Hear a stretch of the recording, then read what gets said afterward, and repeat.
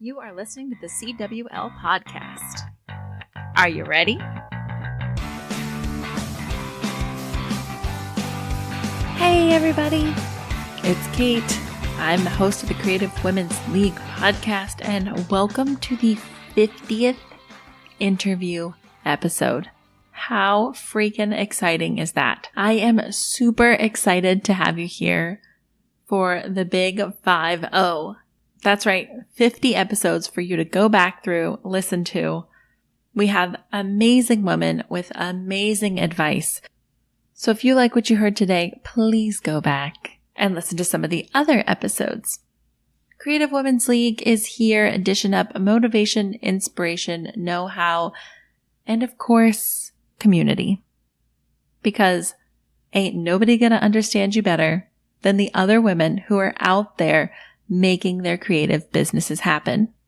Every Monday, you and I get together for a podcast episode, a quick one, 10, 15 minutes, where we chat about a topic to help us get in the mindset for being badass and achieving all week long. Of course, on Wednesdays, today's episode, we get to talk to a new creative badass every week and hear how she got her business to where it is and how she plans to continue growing her awesome creative empire. These episodes are so chock full of information, you honestly gotta go back to the past 50 episodes. You'll love them.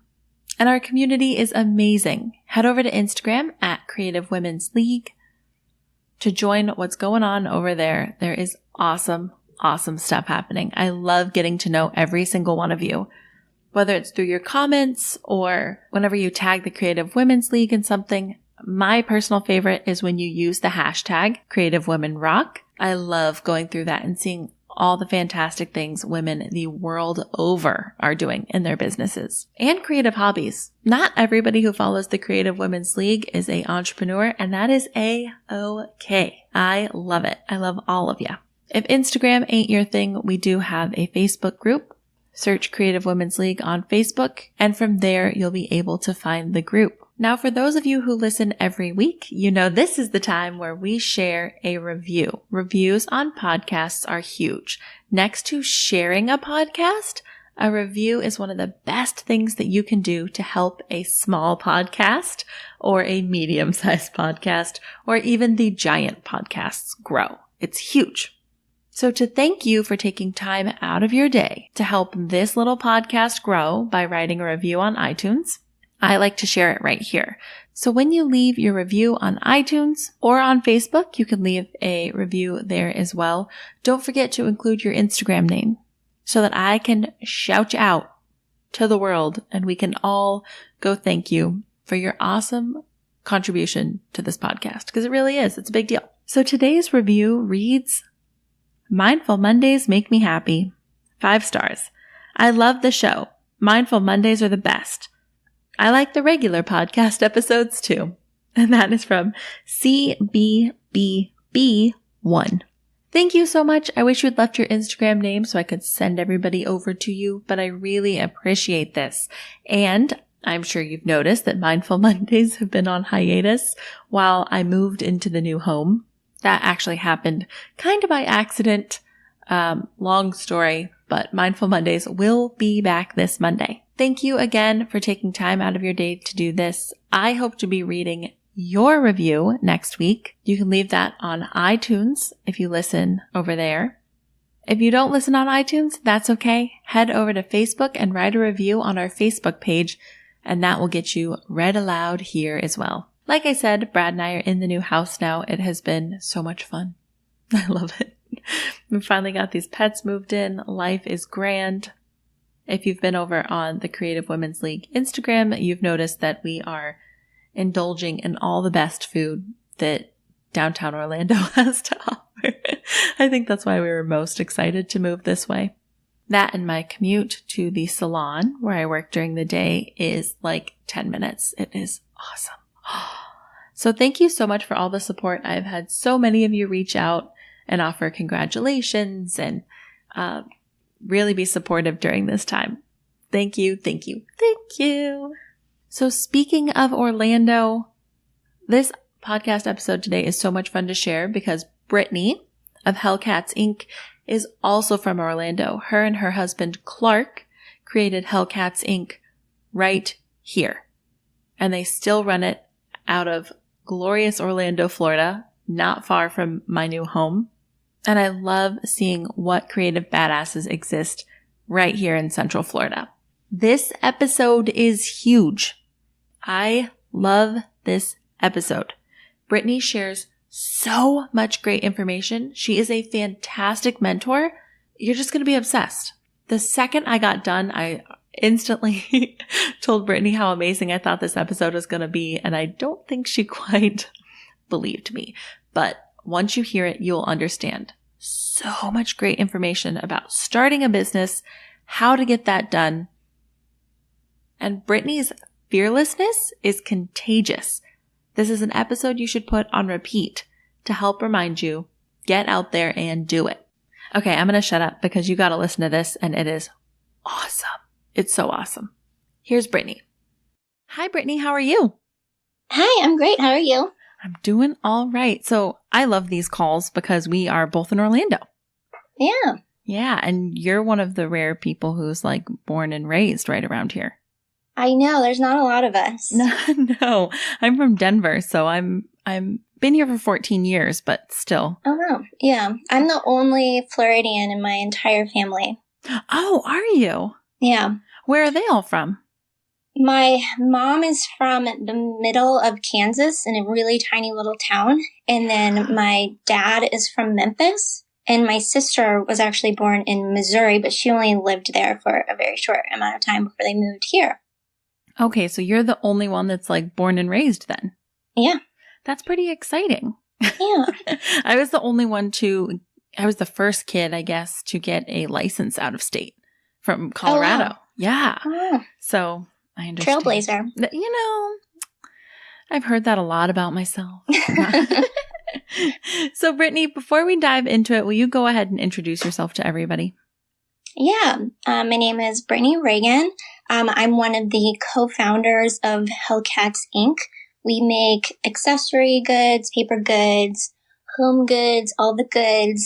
And it all has kind of a darker feel, but then also is like fun and positive at the same time.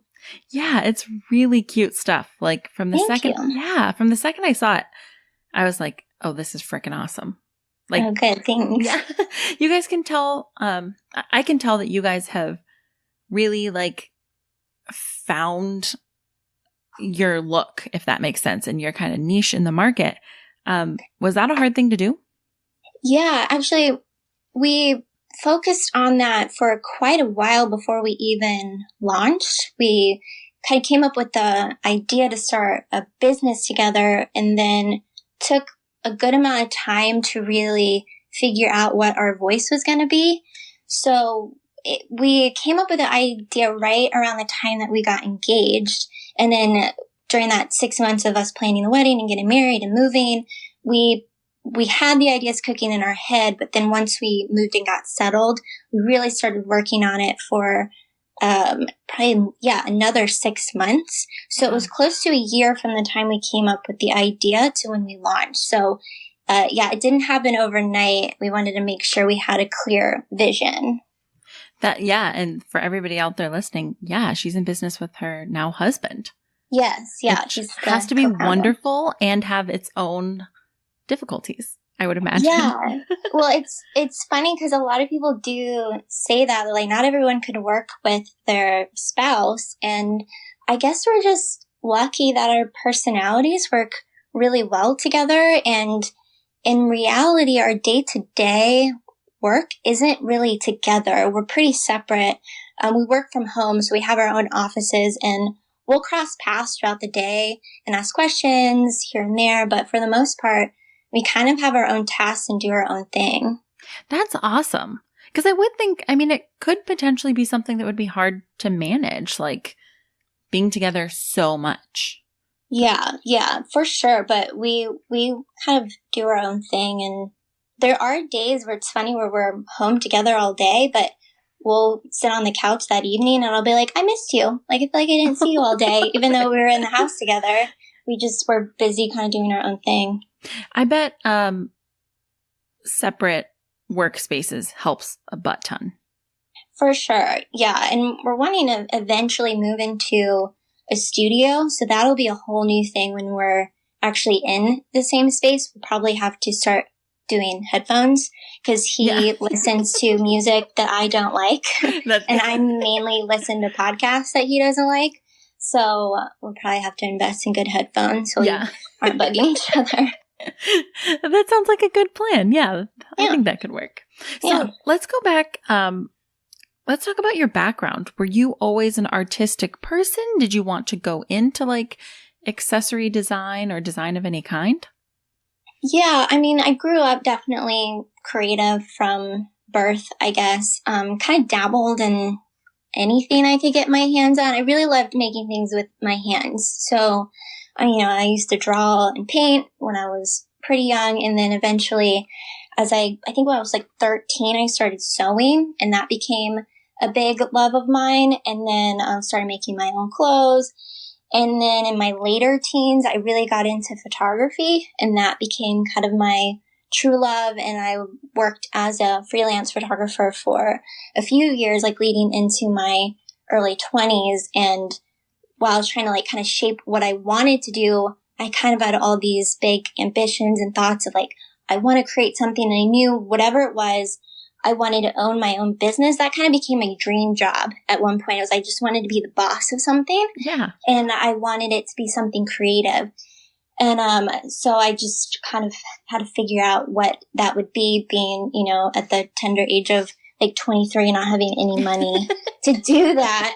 So then that kind of led me into selling vintage. Oh, okay. So is that where all of this started? Yeah. So, like I said, with not having any money and trying to figure out like what's the first step that I could do to start a business, was like, well, vintage would be fun. And I have the background of sewing. So I knew like I could mend the things if I needed to. And then my background of photography, I knew I could take really good photos. So I had a lot of confidence that this could be a great first stepping stone into owning my own business, and eventually like turn it into something else. Yeah. So I decided that that's what I would do. And at the time, I was actually working at Rifle Paper Company. Oh, okay. And it was back in the day when it was just really small. They haven't even been around a year at that point. We're all working in one tiny little room, which is exciting to be around like a creative business like that. And I didn't realize at the time that I was actually learning a lot of tools that I would take into Hellcats later. But while I was working there on the weekends, I would work on gathering vintage, going vintage hunting, and mending stuff and figuring that all out. And I really wanted to I don't know why I had it in my mind that I wanted to have an actual store to start off with, even though everyone was like, why don't you start an online shop or like have an Etsy account? But I don't know why. I was being stubborn. I didn't want to do it. Yeah. Of course, now what I know, I would have been like, why are you resisting that? Like, just do that. But I was being stubborn, and I really wanted to be in this, like local market, like those markets that have like all the little vendors in there. So one of them was mainly all like antique furniture, vintage furniture, but they had a few vintage dealers. So I was like, I want to be in there. I knew somebody who knew the owner that had like a little in for me. So I went in to go meet with her to try to get it in there. And I had an iPad presentation all done up where I was showing like my inspiration, what I want to do and what I wanted to create in the space. And so I go meet her at the store, and she wasn't there. So I literally was like a creep waiting in the parking lot like an hour for her to show up because I did not want to miss her. So then I saw her go in. So I like run in after. I give her my presentation, and she was super nice. And she was like, I'm so impressed with your presentation, and I think you do really well in here. And I've been wanting to add more vintage in here. And it was December at the time. So she was like, in January, well, that's a lot of times we get new vendors in. So after the holidays, just email me and we can get you in there. So I'm like, okay, this is great. And she's like, the only thing is I'll have to talk to the other vintage clothing dealers in there. And she was saying that for the integrity of them, she didn't want to step on their toes. So I want to talk to them first. I'm like, cool. She's like, it seemed like it wouldn't be a problem. So I'm like, great. So I sent her a thank you card, Christmas thank you card, thanking her for meeting me. And I'm so pumped. I'm putting all my eggs in one basket and planning everything. So after New Year, it was probably the day after New Year's Day, I emailed her. I'm okay, I'm ready to go. Do you have a space available?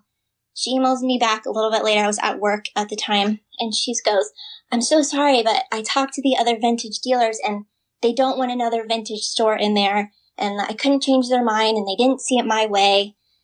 So I'm so sorry, but we can't have you in there. Wow. And I was so shocked and so bummed out about it. And so I sat there for maybe 20 minutes disappointed. And then I was okay, well, that wasn't the direction I was supposed to go. So right then and there, I was all right, I'm not going to be stubborn anymore. I'm just going to make, an Etsy account. So I went on right after that and I signed up my Etsy account, named my shop. I named it Good Company Co., and the reason why I named it that, I had that name in my mind for a while, but I mainly named it that because I knew I didn't want to always sell vintage and I wanted it to be able to eventually become something else. Makes sense. Okay. I didn't want a kitschy vintage name. Yeah. So that's what I did. And I think it took me about a week of photographing everything. I modeled everything myself, photographed it all, listed everything, and launched it about a week later. So that was 2014. And so that was basically took up my weekends. And then as it went on, it was doing really well. And it was really exciting that I was, 23 and finally, starting my own business. And this was going really great. And then I think it was, 6 months into me having my shop, I got a message from Etsy and they wanted me to be their featured shop, which, wow. Yeah, it was jaw on the floor. I actually thought that they didn't mean to email me. I was oh, this is awkward. They're going to email me back and be oh, sorry, we thought you were somebody else. Because I used to read the featured shops and be so impressed with them. And these people had been doing this for years and it was their full-time job. Yeah. So I was why are they how did they notice me? So it was really validating because when I started selling vintage, I went into it with so much confidence that I was I'm going to kill this. I know that I'm going to do it. I'm going to do it well. So that felt super validating for me. So a month later, the feature went up and it exploded my shop and it didn't slow down. And it was kind of crazy that about 4 months after my shop was featured, I was able to walk away from my job at Rifle and work for myself full time, which was just not at all what I expected within the first year of selling vintage to be able to do that. Yeah. So it was a real kind of dream come true for me. But then that got to the point where I decided that I wanted to start introducing handmade pieces into what I was doing. That is so cool. So I love that you were able to go into it so confidently and you didn't seem to ever feel I can't do this. Sorry, my dog's barking in the background. You didn't seem to ever have that moment of well, I don't know what I'm doing. I can't do this. Yeah, I guess I'm this part of my personality, I guess is I'm fairly fearless with a lot of things because I guess I think in the way of if I try it and I fail, it's not really a failure. It's more of hey, I tried that. Now I know. Yeah. And I can look back and be oh, it's something I tried. And now, that didn't work. So on to the next. So I think that kind of helps me with not fearing failure because I don't consider it failure. That is a wonderful outlook to have. I wish I would have caught on to that as early as you had, because that's a huge part of why the CWL is here now, because so much of my life I was so terrified. And I thought failure was a terrible thing. Yeah. And I hear that from a lot of people that are I want to start a business and I don't know, how to do it. And it's just well, nobody does. Just start it and you'll figure it out. And part of making mistakes is part of the fun. You learn as you go. And I think that builds character. It makes your story more interesting. I love it. It certainly does. And I don't know. I guess that's why I'm always so drawn to ladies who are just yeah, I just went and did it. Because it does make it that alone makes it an interesting story to be like, oh yeah, I wasn't terrified. I wasn't terrified to fail. And I have these failures under my belt and it worked out fine. So Yeah. at what point did you meet your husband? What point did he come into the... We actually met at Rifle. He was brought in by Anna Bond, the owner. She hired him to work for the summer to help out with a few projects. He just recently gone freelance. He's a graphic designer. His name's Clark Orr. And he's super, super, super talented graphic designers, worked for so many amazing brands. And so obviously like Anna saw that talent and wanted him to help out with some projects. And I was working in the storefront at the time. So we met there, but we didn't start dating until probably over a year later. And it was really due to me selling vintage because I was selling vintage at a market in the town that he lived in. And he would run into me every time that I was set up there. And I think he was kind of impressed that, I was doing my own thing. Like he said that was one of the things that was attractive to him was my ambition. So, so I guess Rifle and me selling vintage was kind of the reason why we started dating. I love it. That is so cool. So when you guys get together, and you start cooking up these ideas and it starts to, you said that you guys really wanted to have a strong voice, of the brand before you started. What did the early stages of that look like? So basically, like I said, he's a graphic designer and also had his own products that he was making on the side as well. Other than just client work, he was making his own personal stuff. So he loves screen printing. So he had all these different printed posters that he designed, as well as like some lapel pins, patches, different stuff like that he was selling. And then I was, selling my stuff, and it's like, we're both creative. We both own our own businesses, and we just felt inspired that it would be fun to collaborate and work on something together. And our brands were so different that everything that we kept coming up with didn't really fully make sense in either of our brands. So as we kind of kept going over and over different ideas, probably for about a month, we finally, I think we were driving in the car one day, and I looked at him and I was just like, why don't we just start a whole new brand together? And it was basically like the easiest decision we ever made. I remember telling my mom about it like a week later, and I was like, hey, Clark and I are talking about starting a business together. And it was as if I said the most obvious thing in the world. She's just like, well, yeah. Like, I kind of figured you guys would at some point. I was like, oh, it hadn't crossed my mind until recently. So it just seemed like kind of the perfect fit for us. How cool. So, I mean, one of my questions I'd ask at this point would be like, oh, was it nerve-wracking to like develop your own products and launch them? But I know the answer from you. Like, I totally know that it sounds like you just dove right in. Yeah, basically. I think with both of our knowledge and, the years that we had been spending at that point running our own businesses, we felt pretty confident in it. And I think we both fill in the gaps for each other, which really helps. So it definitely, I started a business by myself, but it's even easier when you get to start a business with somebody. Yeah. Yeah. Somebody you like so much and you think is so cute. That helps too. Yeah. Yep. It doesn't hurt. Okay. So, let's talk about the first few products that you developed and launched. I know we have a lot of listeners who have that same kind of feeling in their gut, like I could do this, but I don't know how to do this or what the first steps look like. So could you kind of I'm sure it's a very long process, but could you do a little like overview on what that looks like?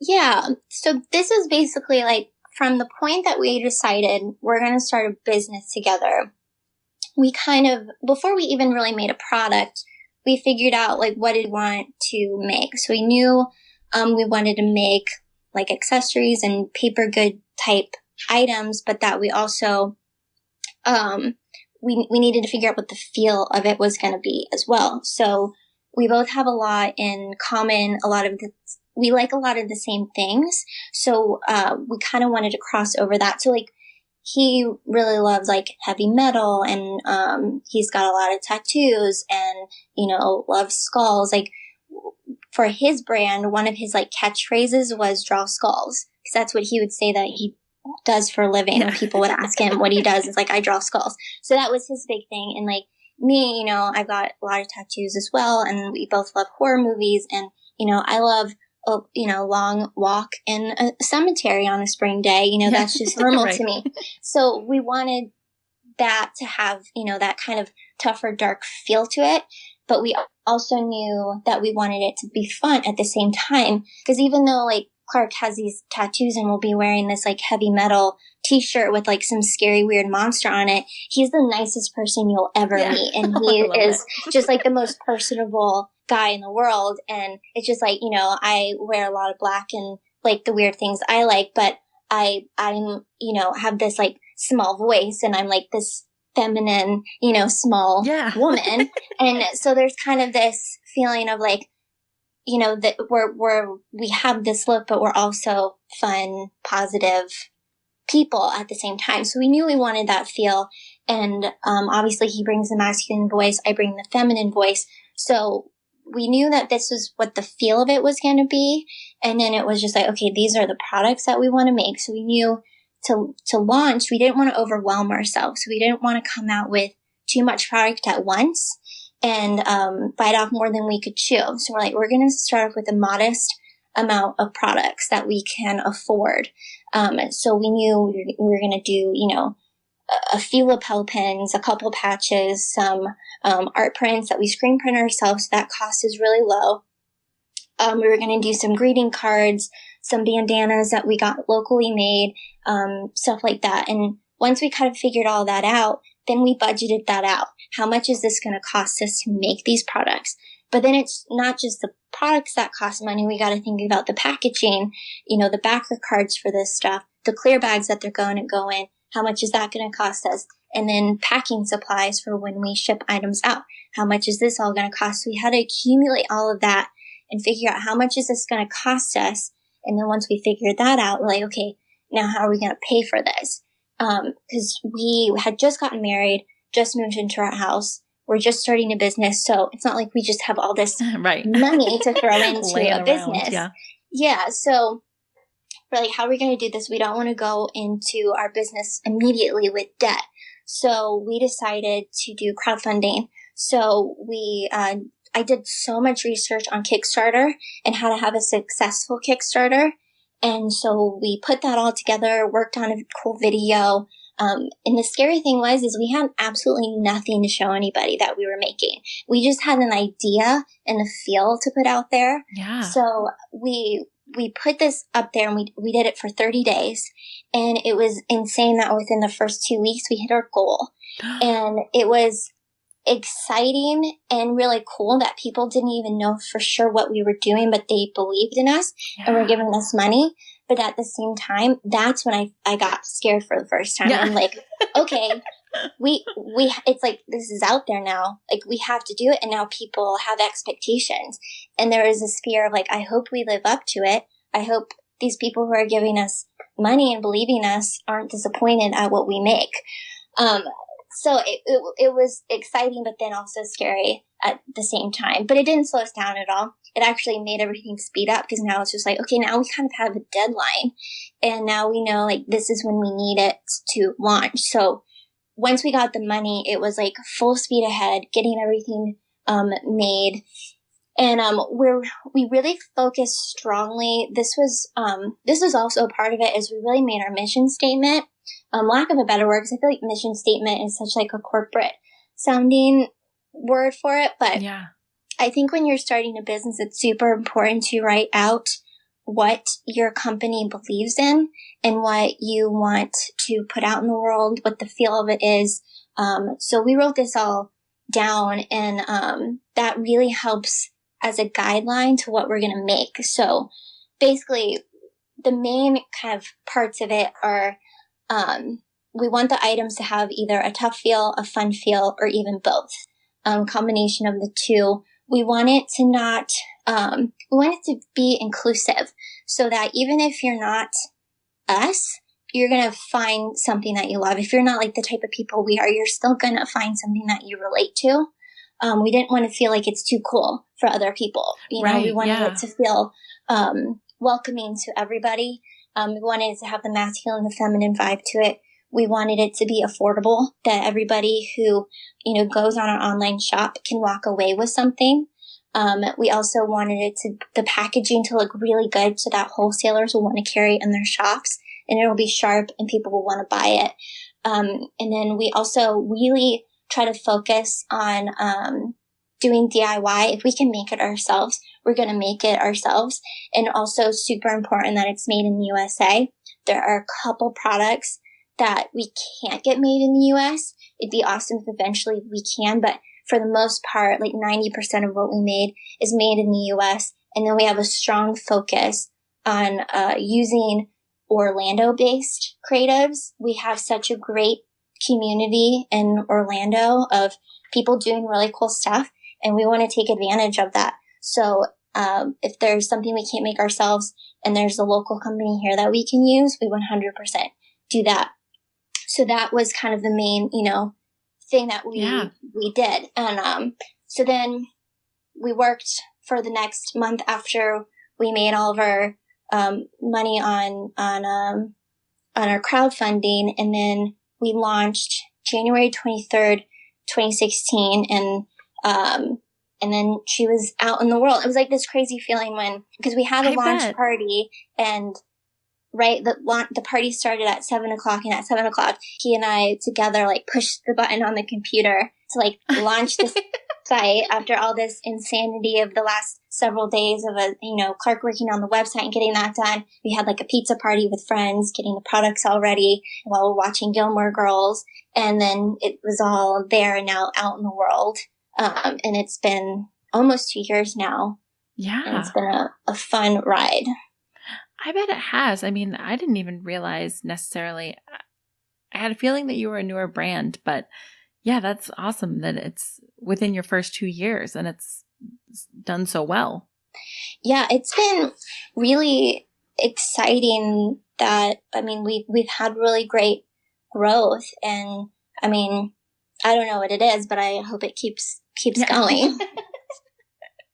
So I like that you said that for the first time you were scared, because it does, I think even people who really embrace not knowing and really can face their fears also have those moments of like, oh crap. So do you think that all just came down to before you were doing your own thing, and if people liked it, but now you put something out there and said, we're going to deliver A, B, and C. So like you said, it is about expectations at that point. Yeah. I mean, it was definitely intimidating. And I mean, with, Clark having a good following and people knowing his name, it was like they didn't know anything, what I had to offer. So there's a little bit of that feeling of like, have to prove myself that this isn't just, my husband's brand, but it's my voice too. And no one's seen that voice before, not in this way. Because after I stopped selling vintage, I was making my own handmade stuff, but it was so different. I was just making like some wall hangings, necklaces, and some shawls. So this was like a totally different ballpark than anyone's ever seen me do before. Yeah. And you've done so well at it. I mean, really, it's so cool. And I love, by the way, that Hellcats was born basically of Rifle Paper Company, because I think of like flowers and cuteness, and and then here comes Hellcats right out of that. I love that you guys were able to meet up and really have I just love that your brand has such a strong voice. I know that a lot of listeners and small business owners and entrepreneurs have a hard time finding their voice, being okay with their voice, and having a strong brand. Yeah. And it takes time, and it definitely is okay when people come out and their voice is still growing and changing. I mean, ours is too, even though I feel like we had, we started off strong and knowing what our voice is, it still continues to evolve as we evolve and change as we change. But I think one of the huge important things that we also did before we started is you have to find where there's a gap. And for us, we felt like, there's these brands out there that have the darker, tough vibe to them, but have more of a negative, like, Yes. F the world and everyone around me, which there's something cool about that. And we liked those brands and we support those brands, but we felt like there was enough.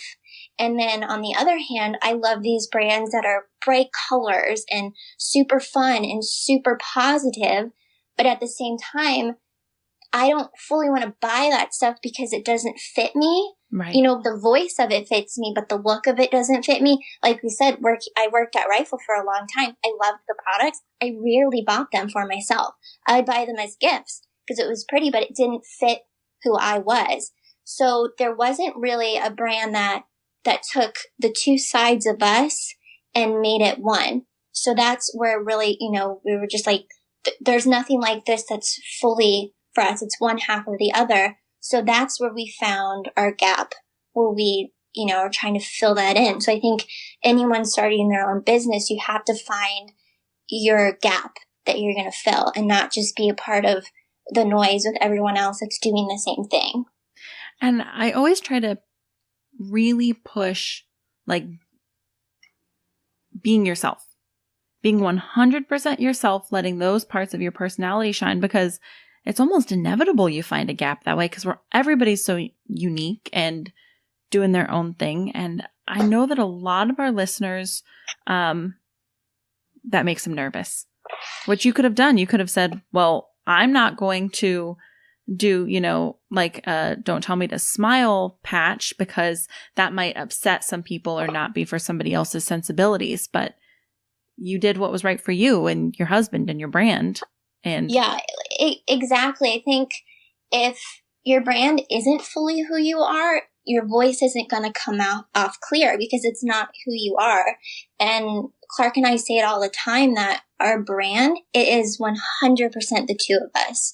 And the cool thing about it too is if everything was 100% my say, it wouldn't look the way it looks. If it was 100% Clark, it wouldn't look the way it looks. But it's really fully he and I meshed together.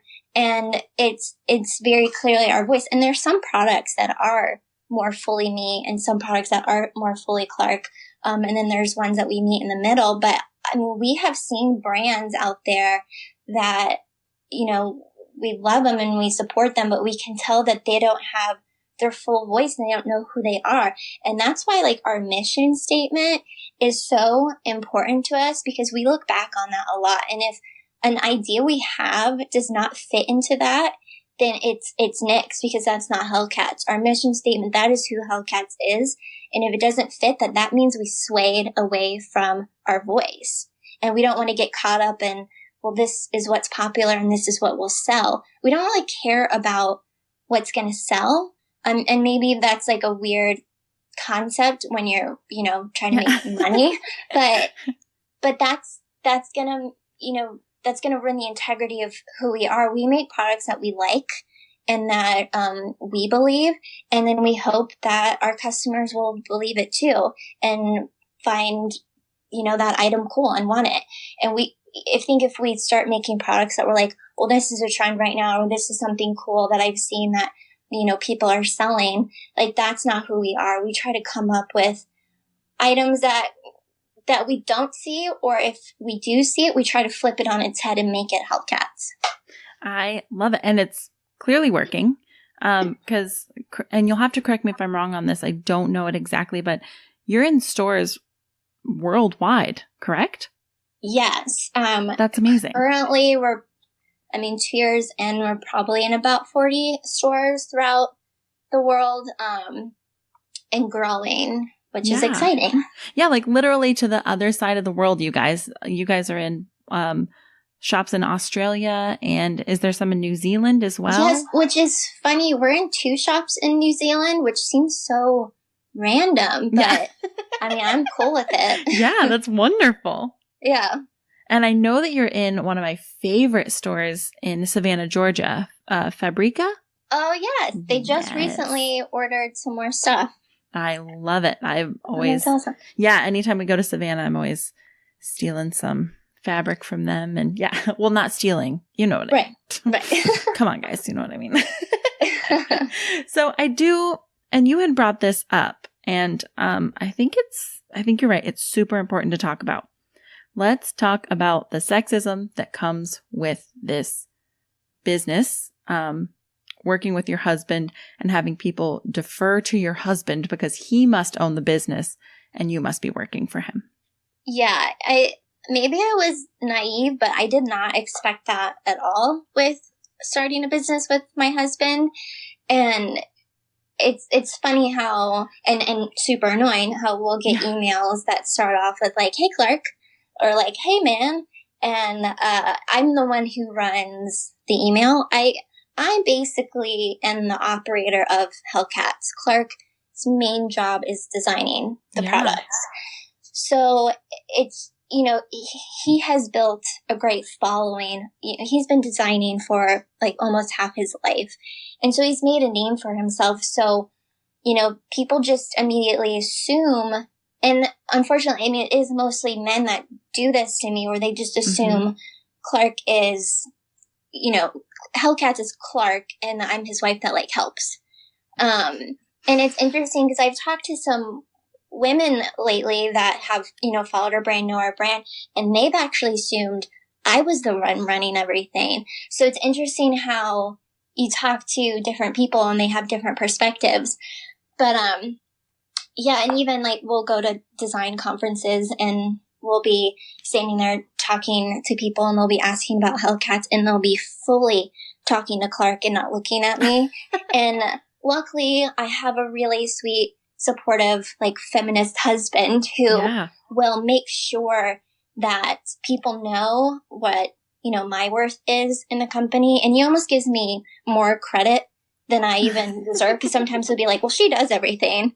She's really, the main one that does everything." So, because he's heard me complain so many times and he sees it and it bothers him too. So he's great at trying to make sure that people know, what my role is in here. And, it's been a strange thing. And I'm sure it'll get worse, unfortunately, probably before it gets better. But luckily I do have a very supportive husband who tries to help me out in that.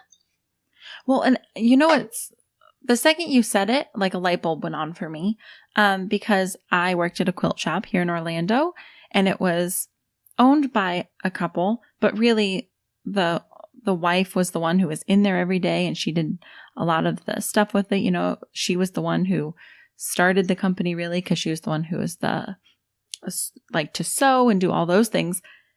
People always used to say that he owned the company, and I could be standing there. I actually sew. I have the knowledge, and we had 2 male like cashiers, and people would walk in. I would be the one talking to them about sewing.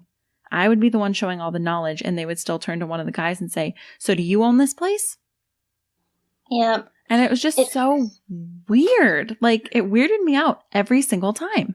Yeah. Gender bias. It's alive and well, unfortunately. Yeah. I mean, I even got that when I worked in Rifle. I was running the storefront in there. And I remember one day one of the guys back in the shipping department came up to the front to drop off a box up there. And this guy walked in and I'm behind the counter. And the shipping guy is just like putting down a box, and the guy looks to him to ask him a question about the store.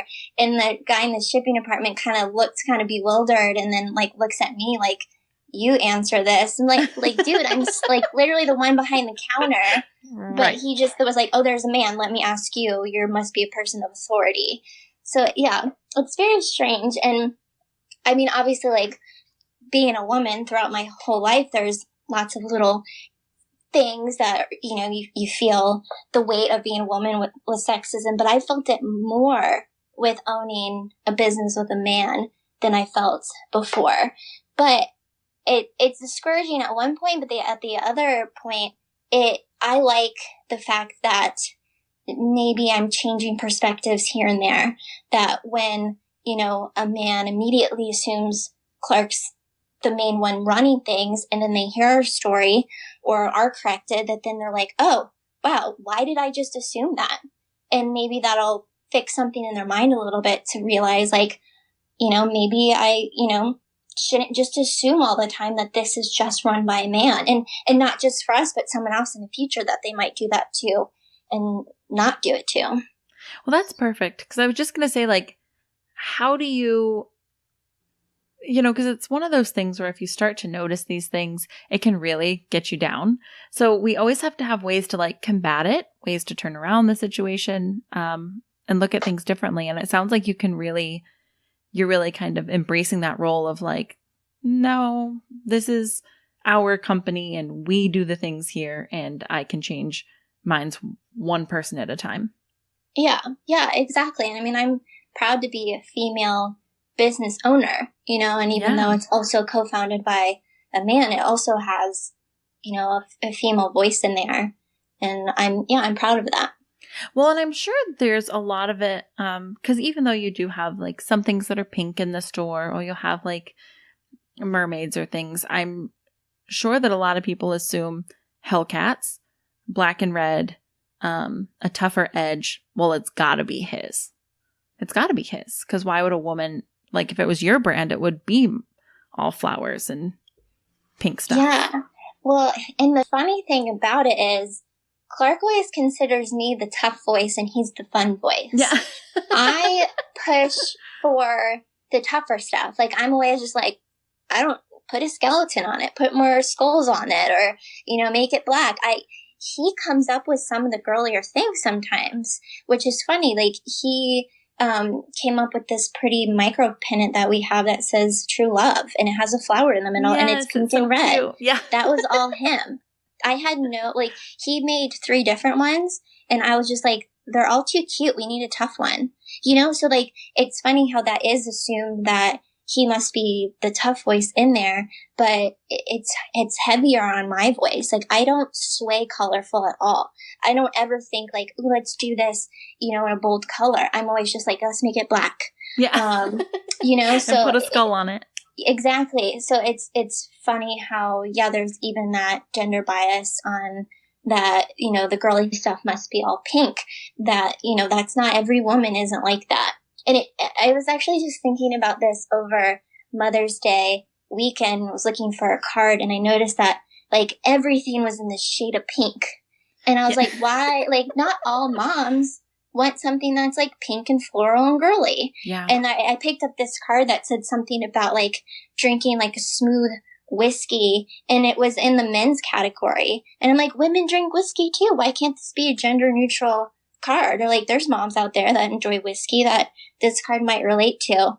So so if I'm helping to change that perspective at all, that women aren't, just all about pink and flowers, then I'm happy. Yeah. And I think, not to venture too far out here, but there's this idea that if you aren't into pink and fluffy and cutesy, then you aren't feminine. Or what I always get a lot, because I'm the same way. I have these 2 huge rings. One has a giant skull on it. One's got like a spider web with a spider on it. And so when I'm in my all black and skulls and things, and then somebody sees me the next day in my pink floral dress, they're like, whoa, Kate, come on, really? And I'm like, why can't we be both? Like, why can't I have my hard edge and my soft edge and like it all, and it'll all be fine? Exactly. And I love that mixture, and that's something that we love to do with Hellcats, is that balance of that dark and against light, and that feminine and masculine, and mixing those things together. Because it's just like, I wear a lot of black and have tattoos and like darker things, but at the same time, like, I love pink. And I love things that are glittery, and I have this banner hanging on my wall in my office that's light pink, and it has a skull on it, and it's that perfect blend. And I think that that's really cool, that it's unexpected, that you can be feminine but also be dark or also be masculine at the same time. And,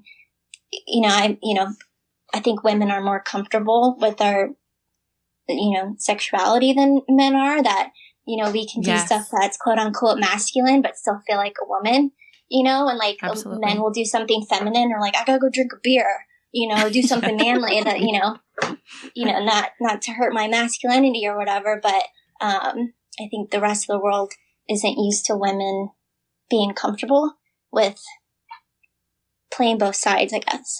Yeah, absolutely. You can have the tough edge. It can have skulls. And also, maybe, I'd be excited if it was pink and glittery as well. Yeah, there's nothing wrong with a little glitter. And I love that your husband, because I've seen you guys. Everybody needs to go look on your Instagram so they can see how adorable the two of you are together and independently. But I love that this guy sits down and he makes this true love banner. Yeah. How freaking cute is that? And that's wonderful. And I think, everybody's going to go look at, the listeners got to go look at your stuff and see, like, you guys have created some great magic over there. I really think you have. It's like you guys have really come together in harmony to create this awesome brand. Yeah, thank you. And we've been working hard and trying to grow our product line and be creative and come out with more and more cool stuff. Yeah. And I'm hoping, wherever people are listening, we do have international listeners. So head to a store near you. It could be right there in your town. It could, yeah. We have a stockist list up on our website so that you can go look. It's all organized by state and country, so you can see if we're in a shop near you. I love it. So I want to ask one more question, and that would be, how has social media helped your brand grow? It's been a huge part of our growth, which is also scary at the same time. It's just like, well, what do we do if it goes away? Yeah. But, we definitely see that a lot of our sales come directly from Instagram. And that's the main social media platform we use. We have stuff connected to Facebook and Twitter, but Instagram is the main focus. And that's a huge part of my job. I run our social media. I take all the product shots. I love styling the products, and that's a fun outlet for me. And it's a lot of work running an Instagram, but I'm lucky that I at least enjoy it, so it doesn't feel so much like work. Yeah. But I'm super consistent with posting. I post every single day, every day. I post at least up to 3 times. Well, not at least. I at least post once a day, up to 3 times a day. I'm trying to get better about doing Instagram stories more consistently. But being consistent like that, it puts us in people's faces more. I also try to strategize with making sure people see our faces and know who we are and feel connected to us as well. So I try to pop in a personal thing every once in a while to remind people, like, you're not just buying from Hellcats, you're buying from Brittany and Clark. You're buying from us.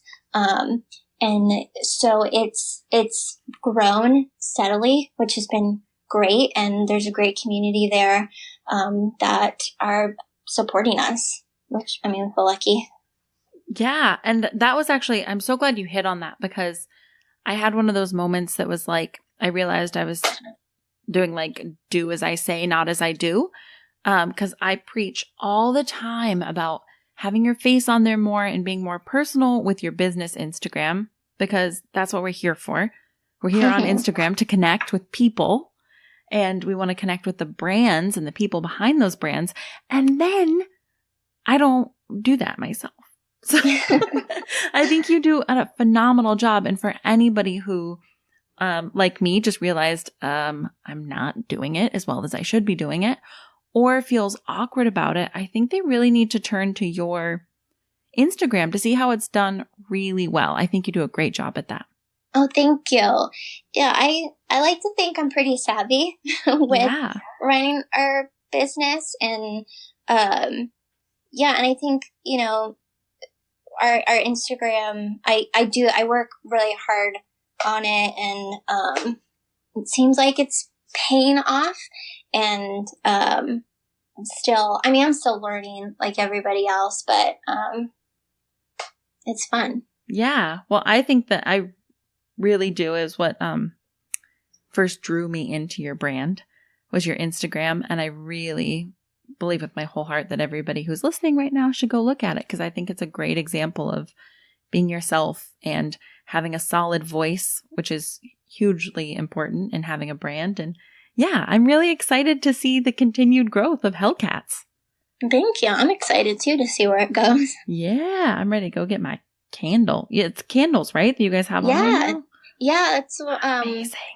We'd been wanting to do candles for such a long time, and they've been one of our best selling products. So I really love them. I think they are too cute. So I definitely need to go get a candle. Yeah. Yeah, absolutely. Okay, so we are headed into the part of the interview where I do the 3 Creative Women's League musts. Are you ready? Yeah, ready. Perfect. So what is one thing that every badass woman should read, watch, or listen to? So I'm a big podcast listener when I'm working. That's basically all I listen to. And I listen to a funny mixture of like business, like female empowerment podcasts. And then I listen to like silly pop culture ones. Like I listen to several Bachelor themed podcasts. That's awesome. But I need like a break sometimes. So that's just like a fun outlet. But I love Girlboss Radio. Yeah. That one. I love Sophia Omaroso. I've been a big fan of hers for a long time. I went to the Girlboss rally last year, which was amazing. So I love her podcast. She has really great guests on. It's definitely like inspiring women from different backgrounds, from like bloggers to like huge CEOs. So I feel like I learn a lot from that one. I also really love Unstyled. It's from Refinery 29. And that one is a little bit more focused on fashion, but not fully. But yeah, women doing cool stuff. And that one, I really love. I love that. And that's really interesting because the beginning of your story really reminded me of Sophia Amoroso, like with the whole selling vintage and that really going well, all those things. Yeah, I really relate to her. I read her book like the week it came out, and I read it in one day, which is the only book I've ever read page to page in one day. I love it. Yeah, that's, you're really giving me those vibes even from the second we started talking. So I think that one makes a lot of sense. It makes a lot of sense. Okay, so who is one woman we should all go follow right now? So speaking of the Unstyled podcast, it is hosted by Christine Barbrick, who is one of the co-founders of Refinery 29. And I think she's super cool. She has a really cool style and, businesswoman doing cool stuff. I love like her beliefs and everything. She's super cool. Awesome. We'll have a link to her Instagram in the show description. So that'll be perfect. And then last but not least, what is one mantra, quote, or affirmation that you lean on often? So I was thinking about this and I was just like, I don't really have like a quote. I could just make one up or find one, but I wanted to think of something that I actually really use. And I guess what I was thinking, it's not so much of a mantra, but it's something I've done more recently because as our business is growing, we've gotten more and more opportunities and things that are intimidating or new for me that, give me anxiety or questions I don't want to ask. And the thing that I've been telling myself that has made me feel like brave to do those things is I just tell myself, what would a boss do? Like, what would a CEO do? And then that makes me feel like this energized, like, yeah, I'm a boss. Like, I should do these things. Like, I can do this. And it makes me feel not as anxious about them. Yeah, I love that. I kind of have like an alter ego, and she's kind of tough and cool and all the like, refined edges that no human would actually have. But I kind of always think of what she would do. And I think that that's a perfect way, like step into the shoes of this boss or this alter ego that you've made for yourself or whoever. I think that's really cool. Yeah. It works. Well, you're a total boss, so I don't even like this. Thank you. And this episode has been really amazing. Thank you so much. And before you go, tell everybody where to find you. You can find me on Instagram at britt.reagan, or better yet, you can follow Hellcats at Hellcats Inc. on Instagram, and then you can also shop us at hellcatsinc.com. Thank you so much. This has been totally awesome. Thank you for having me. It's been fun. Yes, I had a great time with you, and we're all gonna go buy True Love banners. That's it. Yes, please. Yeah. This episode is 100% an ode to being fearless, not being more caught up in the failure than you are in all the reasons why it could go right. And clearly, there are so many step-by-step actionable things that you can do from what Brittany said. I told you, I'm not blowing smoke up your ass. This was a great episode. This episode did it. I love it so much. Thanks so much for tuning in. If this is your first episode, I certainly hope you subscribe and go back to listen to the other 49 episodes that we have done so far. If you loved today, please go ahead, write that review on iTunes, leave your Instagram name so I can send people over to you to see what you are doing. I would love to do that. We'll check you out over on Instagram at Creative Women's League and in the Facebook group Creative Women's League. So many ways for you to get involved here and find that community you have been waiting for. Thank you so much for listening. I adore every single one of you, and big, big, big thank you to Brittany for killing it. Go check her out and buy all their awesome stuff. I just love it. I will check you guys out on Monday. Bye. Mwah.